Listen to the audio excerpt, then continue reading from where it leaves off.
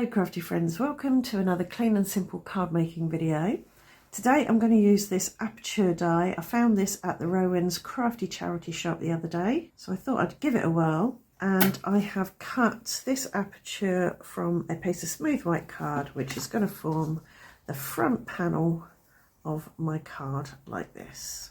To back my aperture, I'm going to do some heat embossing, and to do that I want to place the die back in the aperture, hold it in place with some tape, take this out the way, pop this back over, and now I'm going to dry emboss this. And to do that I'm going to use the embossing configuration for dies. So I'll put that straight onto the rubber mat like that and run it through my die cutting machine. So that's not cut through, it's just embossed the pattern. And that will go over there like that and sort of poke up into those holes. And now I'm going to colour in some of this with an embossing pen. I don't need to be accurate because the top panel will cover up any inaccuracies. So I've coloured in some of the flowers. I'm going to use Wow Dappled Coral. Brush off any bits that I don't want. And I'll heat that with my heat tool and then repair any areas that I haven't got enough ink on. So that's cool and set now. I'll just add a bit more in the places where I didn't quite get enough ink. So hopefully when I place this over the top, you're just going to see the heat embossed areas in the right place. Now what I'm going to do is the same process over the rest of it. I've got dappled pink and dappled peach, and I've got a DIY green embossing powder for the leaves. If you want to know how to make your own embossing powders, I do have a video about that, and I'll be back when I've done it. Okay, so I've done all that. As you can see, it's really messy, but when you pop this over the top, it all makes sense. The only thing I haven't done is coloured in some of the flower centres. I'll just do that with a dot marker. And now I'll colour over them with my embossing ink pen, and then I can just sprinkle some clear embossing powder over those. To adhere this front panel onto my embossed panel, I'm going to use white glue, and I'm using my sponge applicator to get glue all over that delicate area. I can just apply some more glue to this here, don't need an awful lot. And now that can lock over there like that. Just check it all the way down to make sure that it's in perfect position.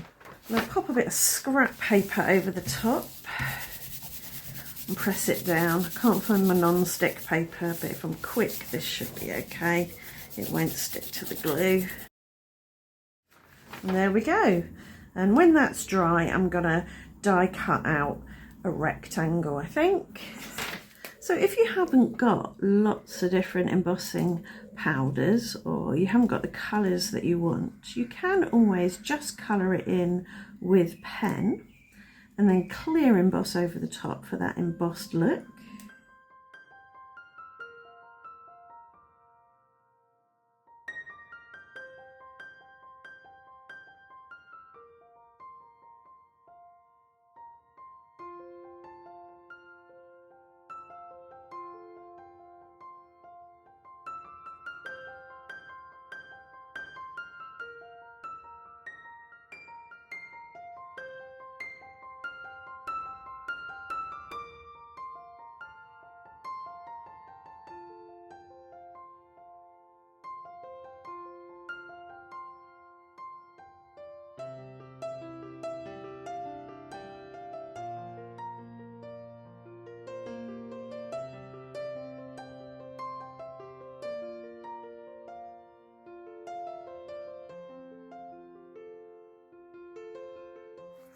So I've coloured that in with pen. Again, it's really messy, but once you get the top layer on, you can't tell.